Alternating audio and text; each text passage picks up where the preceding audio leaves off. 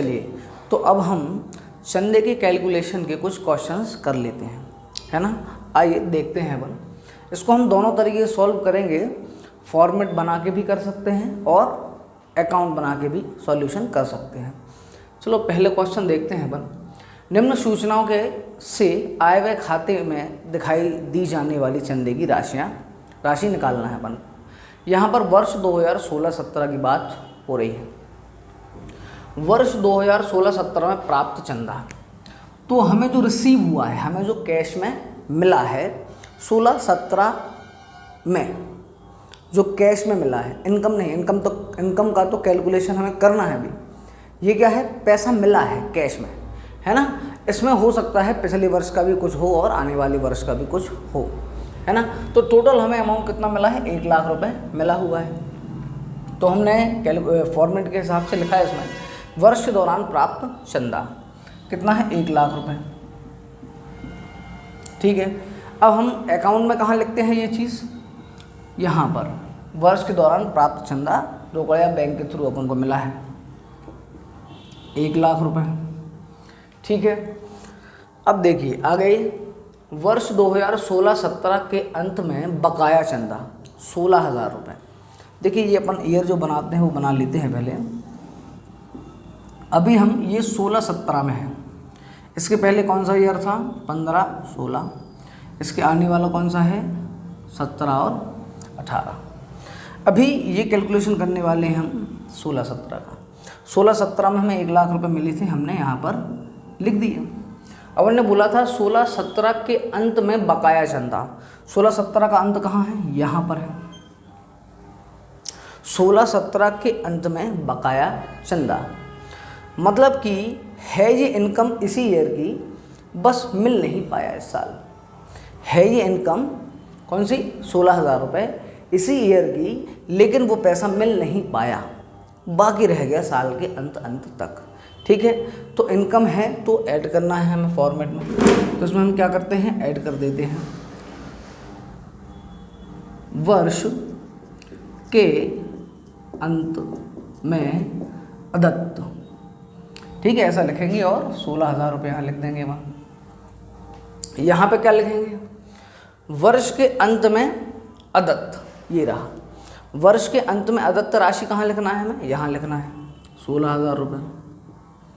ठीक है, आगे देखा वर्ष 2016-17 के प्रारंभ में बकाया चंदा। प्रारंभ में मतलब कि यहाँ पर इस पॉइंट ऑफ टाइम पर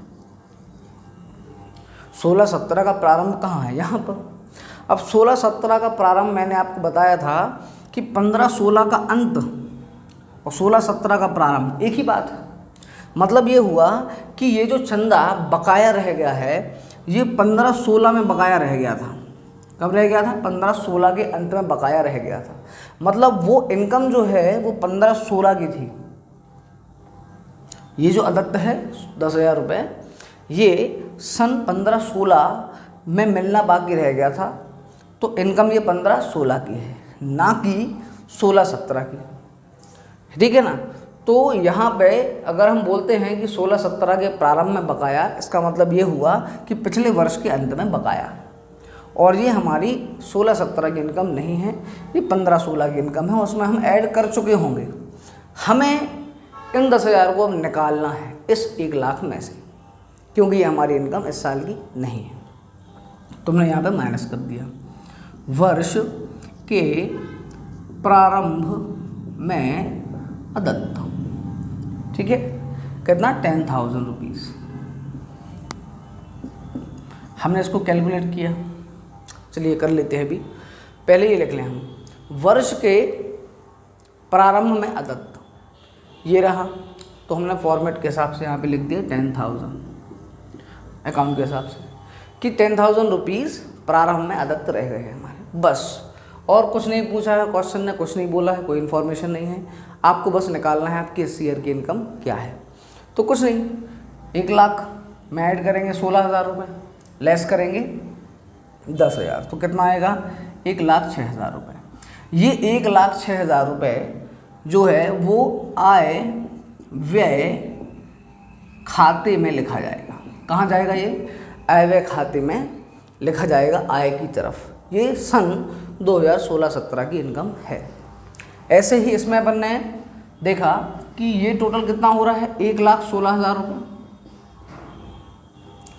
1,16,000 रुपये में से 10,000 माइनस करके कितना आएगा, 1,06,000 रुपये। ठीक है, यहाँ हम टोटल लिख देते हैं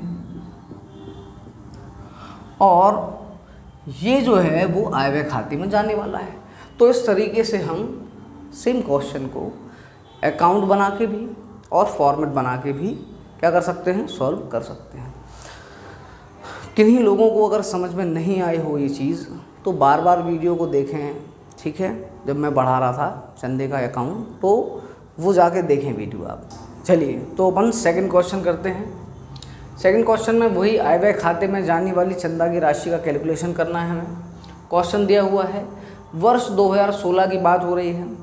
1 जनवरी 2016 वर्ष का शुरुआत हुई, 31 दिसंबर 2016 वर्ष का अंत है। ये आगे दिया है अदत्त चंदा और अग्रिम चंदा। अदत्त चंदा 6,000 रुपये वर्ष के शुरुआत में, ऐसे पढ़ेंगे इसको। अदत्त चंदा 9,000 रुपये वर्ष के अंत में, डेट वाइज दिया हुआ है, वर्ष का शुरुआत वर्ष का अंत। फिर क्या है, अग्रिम चंदा 4,400 वर्ष के शुरुआत में। ये क्या है, अग्रिम चंदा 1,600 रुपये वर्ष के अंत में।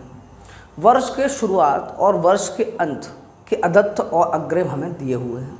साथ में हमें दिया है क्वेश्चन में वर्ष 2016 में प्राप्त चंदा 2,24,000 रुपये। ठीक है, मतलब बहुत सारी इन्फॉर्मेशन है हमारे पास, पूरी इन्फॉर्मेशन। इससे हमें फॉर्मेट के थ्रू और अकाउंट के थ्रू सॉल्व करना है। चलो तो पहले अकाउंट बना लेते हैं। अच्छा क्यों, क्योंकि इसमें केवल इन्फॉर्मेशन पुट करनी है बस। फॉर्मेट फिक्स है, अकाउंट का फॉर्मेट फिक्स है। इन्फॉर्मेशन उठा के इसमें पुट करना है, जोड़ घटाओ, आंसर निकालो, ख़त्म काम।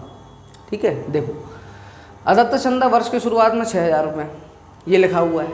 वर्ष के प्रारंभ में अदत्त चंदा, यहाँ पे लिख दो भाई 6,000 रुपये। वर्ष के अंत में अदत्त चंदा यहाँ पर है 9,000 रुपये।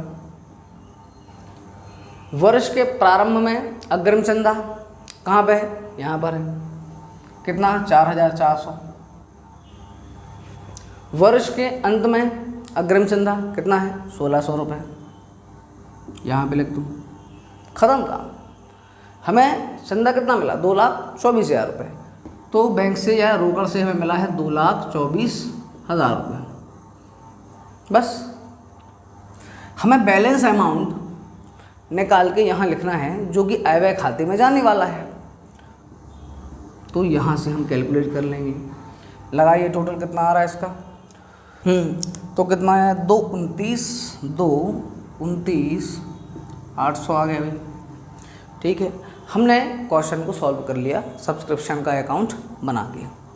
अब हम बिना अकाउंट बनाए नॉर्मल फॉर्मेट से सॉल्व करते हैं। देखिए फॉर्मेट याद करने की ज़रूरत नहीं है आपको। अगर आप समझते हैं कि वर्ष के प्रारंभ में अदत्त अग्रिम इस ईयर की इनकम है या नहीं, ठीक है, तो आपको याद करने की ज़रूरत नहीं है। ठीक है, आगे देखते हैं अपन फॉर्मेट के ज़रिए सॉल्व करते हैं अपन। वर्ष के दौरान प्राप्त चंदा लिखते हैं। सबसे पहले कितना है, 2,24,000। ठीक है, आगे उन्होंने क्या बोला, अदत्त चंदा। पहले अपन ये बनाते हैं यार अपने, ये हमारा 2016 है, ये हमारा 2015 और ये 2017। इस तरीके से हमें कैलकुलेशन करना है सन 2016 के चंदे का। वर्ष के प्रारंभ में अदत्त कितना है, 6,000 रुपये। वर्ष का प्रारंभ ये है, ठीक है। अदत्त कितना हुआ, 6,000 रुपये। मतलब ये हुआ, ये पिछले वर्ष के अंत का अदत्त है। इस वर्ष का प्रारंभ मतलब पिछले वर्ष का अंत। तो पिछले वर्ष के अंत में जो चीज़ अदत्त रह गई है वो पिछले वर्ष हमें मिलना थी लेकिन मिल नहीं पाई, इसकी वजह से अगले साल आगे मिली। तो ये जो 6,000 रुपये हैं ये इनकम 2016 वर्ष की नहीं है, ये इनकम है 2015 की, जो हमें रिसीव थोड़ा लेट हुई है। ठीक है, तो इस इनकम को हमें यहाँ से हटाना पड़ेगा, जो पैसा हमें मिला है उससे हमें हटाना पड़ेगा। ठीक है, तो यहाँ पर माइनस कर देते हैं अपन वर्ष के प्रारंभ में अदत्त। ठीक है, 6,000 रुपये हटा देंगे भाई इसको। फिर हमें क्या मिला, अग्रिम चंदा 4,400। अग्रिम चंदा 4,400, वर्ष के प्रारंभ में अग्रिम चंदा 4,400, मतलब इस पॉइंट ऑफ टाइम पर। वर्ष का प्रारंभ मतलब पिछले वर्ष का अंत, मतलब पिछले वर्ष के अंत में हमें एडवांस मिला। तो जब एडवांस मिलता है, यहाँ पर एडवांस मिलता है तो वो किस लिए मिलता है, नेक्स्ट ईयर के लिए। तो जब 2016 के लिए ही मिला है तो इनकम किसकी हुई, 2016 की ही हुई है, तो हमें इसको ऐड करना होगा। ठीक है, तो 4,400 ये हम ऐड कर देंगे और लिखेंगे वर्ष के प्रारंभ में अग्रिम। ओके, अब क्या है फिर नेक्स्ट, वर्ष के अंत में 31 दिसंबर है, मतलब वर्ष के अंत में अदत्त चंदा कितना है, 9,000 रुपये। वर्ष का अंत ये रहा, अदत्त चंदा है 9,000, मतलब हमें मिलना था 2016 में वो चंदा, लेकिन मिल नहीं पाया, वर्ष ख़त्म हो गया तो मिल नहीं पाया। ठीक है, कब मिलेगा, नेक्स्ट ईयर में मिलेगा वो अपन। है तो इनकम 2016 की ही इनकम है, तो ऐड करनी होगी अपन को। ऐड कर देते हैं, वर्ष के अंत में अदत्त कितना, 9,000 रुपये। फिर क्या है, वर्ष के अंत में अग्रिम। वर्ष के अंत में अग्रिम मतलब ये जो वर्ष है इसके अंत में हमें एडवांस मिला पैसा। तो भाई हमें एडवांस जो मिला है वो मिला तो 16 में है, लेकिन मिला है 2017 के लिए। तो इनकम किस ईयर की हुई, 2017 की हुई, तो इसकी कोई ज़रूरत नहीं है 2016 की इनकम में, मतलब हमें इसको हटाना पड़ेगा। हटाना है मतलब हम माइनस कर देंगे। ठीक है, तो वर्ष के अंत में अग्रिम कितना है, 1,600 रुपये, तो इसको हम माइनस कर देंगे यहाँ से। अब जो हम फाइनल अमाउंट निकालेंगे वो हमारे इनकम एंड एक्सपेंडिचर अकाउंट में ट्रांसफ़र हो जाएगा। ठीक है, तो इसको भी आप कैलकुलेट करेंगे तो भी आने वाला तो यही है। ठीक है, कोई अलग से आंसर तो आ नहीं जाएगा, करके देख लीजिए आप खुद। 2,29,800। ठीक है, इस तरीके से सॉल्व करना है अपन को क्वेश्चन।